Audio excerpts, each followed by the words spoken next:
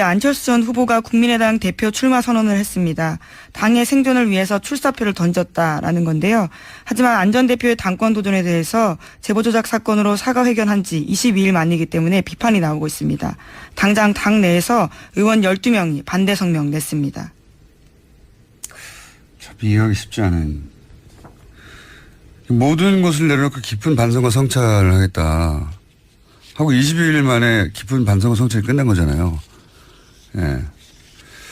그리고 지금 그 당에서는 뭐 혁신위원회다, 뭐 그리고 대선 평가위인가요? 뭐 이런. 네, 그런 단이 있었습니다. 그렇죠. 대선이 끝난 다음에 외부 인사들이 이제 제3의 눈으로 객관적으로 당을 어떻게 혁신할 것인지. 네, 김태일 교수 등이 하셨죠. 네, 그리고 대선 결과를 어떻게 받아들여서 뭐 이런 활동들이 있거든요. 왜냐하면 그 정당에게 5년마다 한 번씩 돌아오는 대선은 굉장히 큰 정치 행사이고 그걸 기점으로 당이 새로 태어나기도 하고 그런 계기가 되는 것인데 이제 지금 이렇게 다시 당시 대선 후보가 등장하면 대선 후보가 당대표가 됐는데 그때 그것은 잘못됐다고 대놓고 말하기도 어렵고 이게 그 위원회도 활동이 중단된다고 봐야 할 것 같은데 사실상 모든 게 좀 부자연스러워요. 이게 20일 만에 나오는 것도 그렇고. 어제 본인은 이렇게 출마의 변을 밝혔는데요. 안중근 의사의 심정으로 당을 살리겠다. 극중 노선을 강조하면서요. 또 국민의당이 무너지면 양당 기득권 정치가 빠르게 부활할 거다. 이야기도 했습니다. 극중. 이건 뭐 처음 나온 말이란 말이죠. 맞는 말인데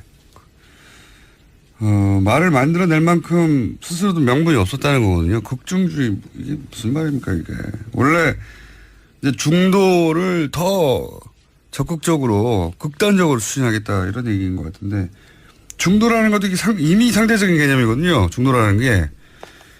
뭐 예를 들어서 유럽에서 중도 우파 그러면 우리나라에 오면 우리나라에서 좌파 소리는 민주당보다 훨씬 좌파적이에요. 유럽의 중도 우파가. 네, 어느 맥락에 있는지에 따라서 다른 거니까요. 그러니까요. 위치라는 건요. 정치 노선은 언제나 상대적인데 국중이 어디 있어? 이런 말이 어디 있어요? 말도 안 되는 말을 시기도 그렇고 안중근 두만강 그러면 지금 문재인 정부는 일제인가요? 모든 게 다 부자연스러워요. 난 참 이해가 안 가는.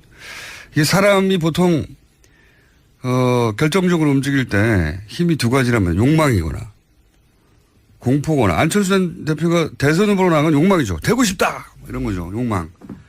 근데 당대표는 너무 되고 싶은 건 아니잖아요. 이거는 그러니까 공포가 무엇일까 안철수에.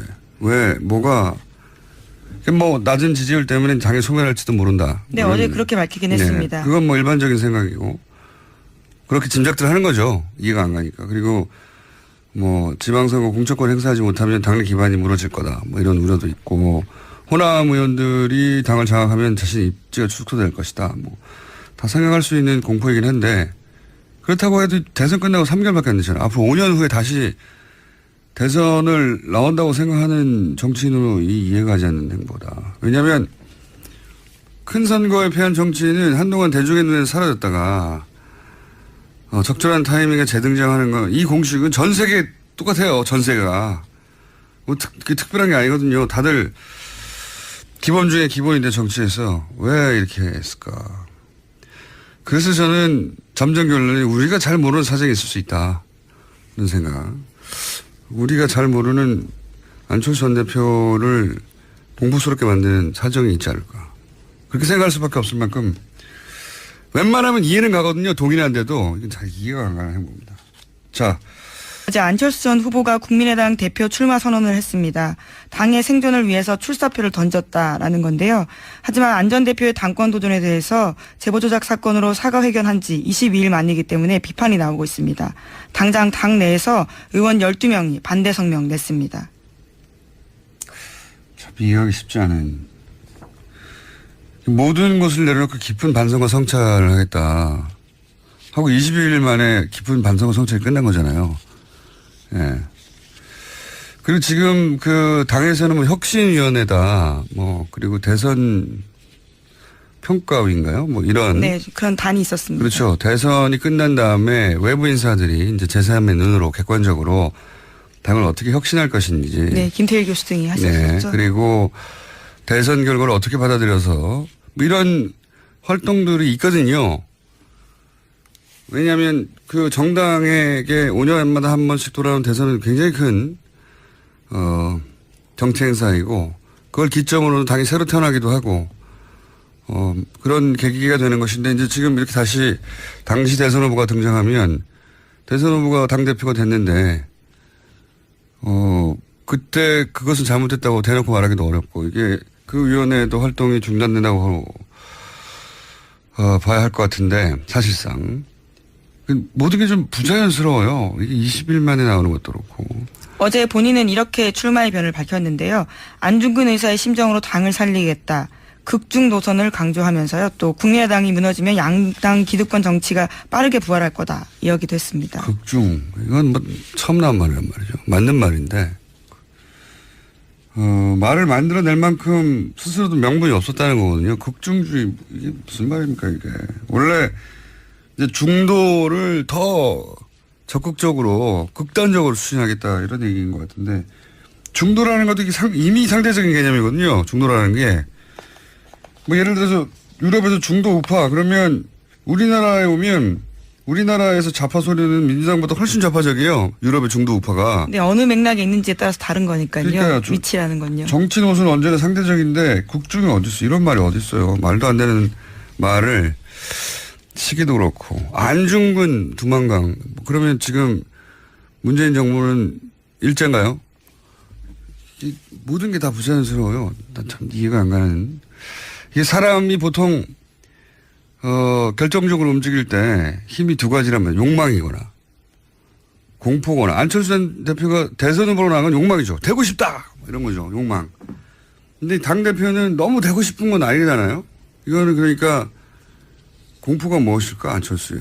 왜 뭐가 뭐 낮은 지지율 때문에 당에 소멸할지도 모른다. 네, 어제 그렇게 밝히긴 했습니다. 그건 뭐 일반적인 생각이고 그렇게 짐작들 하는 거죠. 이해가 안 가니까. 그리고 뭐 지방선거 공천권 행사하지 못하면 당내 기반이 무너질 거다. 뭐 이런 우려도 있고 뭐 호남 의원들이 당을 장악하면 자신 입지가 축소될 것이다. 뭐 다 생각할 수 있는 공포이긴 한데 그렇다고 해도 대선 끝나고 3개월밖에 안 되잖아요. 앞으로 5년 후에 다시 대선을 나온다고 생각하는 정치인으로 이해가 가지 않는 행보다. 왜냐하면 큰 선거에 패한 정치인은 한동안 대중의 눈에서 사라졌다가 적절한 타이밍에 재등장하는 건 이 공식은 전 세계 똑같아요. 전 세계가. 뭐 특별한 게 아니거든요. 다들 기본 중에 기본인데 정치에서 왜 이렇게 했을까. 그래서 저는 잠정 결론이 우리가 잘 모르는 사정이 있을 수 있다. 이런 생각. 우리가 잘 모르는 안철수 전 대표를 공포스럽게 만드는 사정이 있지 않을까.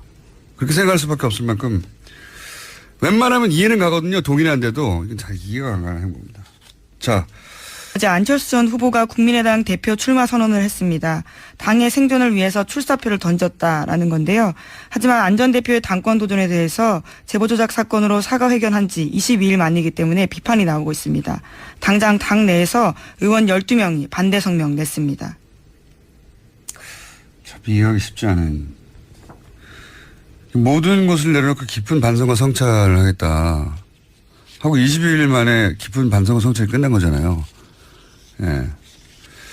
그리고 지금 그 당에서는 뭐 혁신위원회다 뭐 그리고 대선 평가위인가요? 뭐 이런. 네, 그런 단이 있었습니다. 그렇죠. 대선이 끝난 다음에 외부 인사들이 이제 제3의 눈으로 객관적으로 당을 어떻게 혁신할 것인지. 네, 김태일 교수 등이 하셨죠. 네. 그리고 대선 결과를 어떻게 받아들여서 뭐 이런 활동들이 있거든요. 왜냐하면 그 정당에게 5년마다 한 번씩 돌아오는 대선은 굉장히 큰 정치 행사이고 그걸 기점으로 당이 새로 태어나기도 하고 그런 계기가 되는 것인데 이제 지금 이렇게 다시 당시 대선 후보가 등장하면 대선 후보가 당대표가 됐는데 그때 그것은 잘못됐다고 대놓고 말하기도 어렵고 이게 그 위원회도 활동이 중단된다고 봐야 할 것 같은데 사실상 모든 게 좀 부자연스러워요. 이게 20일 만에 나오는 것도 그렇고. 어제 본인은 이렇게 출마의 변을 밝혔는데요. 안중근 의사의 심정으로 당을 살리겠다. 극중 노선을 강조하면서요. 또 국민의당이 무너지면 양당 기득권 정치가 빠르게 부활할 거다 이야기도 했습니다. 극중 이건 뭐 처음 나온 말이란 말이죠. 맞는 말인데 말을 만들어낼 만큼 스스로도 명분이 없었다는 거거든요. 극중주의 이게 무슨 말입니까 이게. 원래 이제 중도를 더 적극적으로 극단적으로 추진하겠다 이런 얘기인 것 같은데 중도라는 것도 이게 이미 상대적인 개념이거든요. 중도라는 게. 뭐 예를 들어서 유럽에서 중도 우파 그러면 우리나라에 오면 우리나라에서 좌파 소리는 민주당보다 훨씬 좌파적이에요. 유럽의 중도 우파가. 네, 어느 맥락에 있는지에 따라서 다른 거니까요. 그러니까요. 위치라는 건요. 정치 노선은 언제나 상대적인데 극중이 어디 있어? 이런 말이 어디 있어요? 말도 안 되는 말을 시기도 그렇고 안중근 두만강 그러면 지금 문재인 정부는 일제인가요? 모든 게 다 부자연스러워요. 난 참 이해가 안 가는. 이게 사람이 보통 결정적으로 움직일 때 힘이 두 가지란 말이에요. 욕망이거나 공포거나. 안철수 전 대표가 대선 후보로 나간 건 욕망이죠. 되고 싶다 이런 거죠. 욕망. 근데 당대표는 너무 되고 싶은 건 아니잖아요. 이거는 그러니까 공포가 무엇일까 안철수에.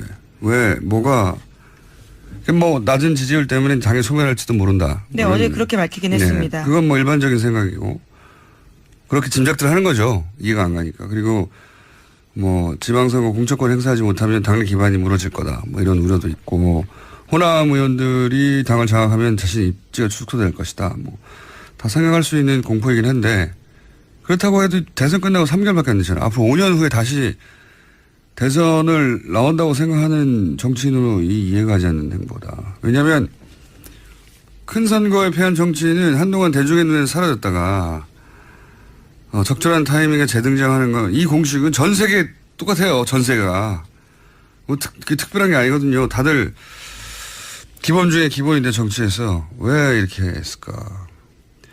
그래서 저는 잠정 결론이 우리가 잘 모르는 사정이 있을 수 있다. 이런 생각. 우리가 잘 모르는 안철수 전 대표를 공포스럽게 만드는 사정이 있지 않을까. 그렇게 생각할 수밖에 없을 만큼 웬만하면 이해는 가거든요. 동의는 안 돼도 이건 잘 이해가 안 가는 행보입니다. 자, 대선을 나온다고 생각하는 정치인으로 이해가 가지 않는 행보다. 왜냐하면 큰 선거에 패한 정치인은 한동안 대중의 눈에서 사라졌다가 적절한 타이밍에 재등장하는 건 이 공식은 전 세계 똑같아요. 전 세계가.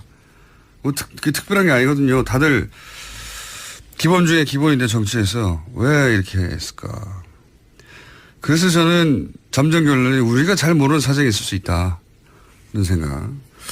우리가 잘 모르는 안철수 전 대표를 공포스럽게 만드는 사정이 있지 않을까. 그렇게 생각할 수밖에 없을 만큼 웬만하면 이해는 가거든요. 동의는 안 돼도 이건 잘 이해가 안 가는 행보입니다. 자. 어제 안철수 전 후보가 국민의당 대표 출마 선언을 했습니다. 당의 생존을 위해서 결과를 어떻게 받아들여서 뭐 이런 활동들이 있거든요. 왜냐하면 그 정당에게 5년마다 한 번씩 돌아오는 대선은 굉장히 큰 정치 행사이고 그걸 기점으로 당이 새로 태어나기도 하고 그런 계기가 되는 것인데 이제 지금 이렇게 다시 당시 대선 후보가 등장하면 대선 후보가 당대표가 됐는데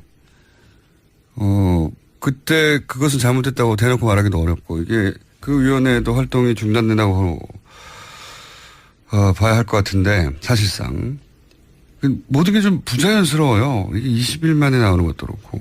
어제 본인은 이렇게 출마의 변을 밝혔는데요. 안중근 의사의 심정으로 당을 살리겠다. 극중 노선을 강조하면서요. 또 국민의당이 무너지면 양당 기득권 정치가 빠르게 부활. 어제 안철수 전 후보가 국민의당 대표 출마 선언을 했습니다. 당의 생존을 위해서 출사표를 던졌다라는 건데요. 하지만 안 전 대표의 당권 도전에 대해서 제보 조작 사건으로 사과 회견한 지 22일 만이기 때문에 비판이 나오고 있습니다. 당장 당 내에서 의원 12명이 반대 성명 냈습니다. 참 이해하기 쉽지 않은. 모든 것을 내려놓고 깊은 반성과 성찰을 하겠다 하고 22일 만에 깊은 반성과 성찰이 끝난 거잖아요. 예. 그리고 지금 그 당에서는 뭐 혁신위원회다, 뭐 그리고 대선 평가위인가요? 뭐 이런. 네, 그런 단이 있었습니다. 그렇죠. 대선이 끝난 다음에 외부 인사들이 이제 제3의 눈으로 객관적으로 당을 어떻게 혁신할 것인지. 네, 김태일 교수 등이 하셨었죠. 그리고 대선 모든 게 다 부자연스러워요. 난 참 이해가 안 가는. 이게 사람이 보통 결정적으로 움직일 때 힘이 두 가지란 말이에요. 욕망이거나 공포거나. 안철수 전 대표가 대선 후보로 나간 건 욕망이죠. 되고 싶다 이런 거죠. 욕망. 근데 당 대표는 너무 되고 싶은 건 아니잖아요. 이거는 그러니까 공포가 무엇일까 안철수에. 왜 뭐가 뭐 낮은 지지율 때문에 당에 소멸할지도 모른다. 네, 어제 그렇게 밝히긴 했습니다. 그건 뭐 일반적인 생각이고 그렇게 짐작들 하는 거죠. 이해가 안 가니까. 그리고 뭐 지방선거 공천권 행사하지 못하면 당내 기반이 무너질 거다. 뭐 이런 우려도 있고 뭐 호남 의원들이 당을 장악하면 자신 입지가 축소될 것이다. 뭐 다 생각할 수 있는 공포이긴 한데 그렇다고 해도 대선 끝나고 3개월밖에 안 되잖아요. 앞으로 5년 후에 다시 할 거다 이야기도 했습니다. 극중. 이건 뭐 처음 나온 말이란 말이죠. 맞는 말인데 말을 만들어낼 만큼 스스로도 명분이 없었다는 거거든요. 극중주의 이게 무슨 말입니까 이게. 원래 이제 중도를 더 적극적으로 극단적으로 추진하겠다 이런 얘기인 것 같은데 중도라는 것도 이미 상대적인 개념이거든요. 중도라는 게. 뭐 예를 들어서 유럽에서 중도 우파 그러면 우리나라에 오면 우리나라에서 좌파 소리는 민주당보다 훨씬 좌파적이에요. 유럽의 중도 우파가. 네, 어느 맥락에 있는지에 따라서 다른 거니까요. 그러니까요. 위치라는 건요. 정치 노선은 언제나 상대적인데 국중이 어디 있어? 이런 말이 어디 있어요? 말도 안 되는 말을 시기도 그렇고 안중근 두만강 그러면 지금 문재인 정부는 일제인가요?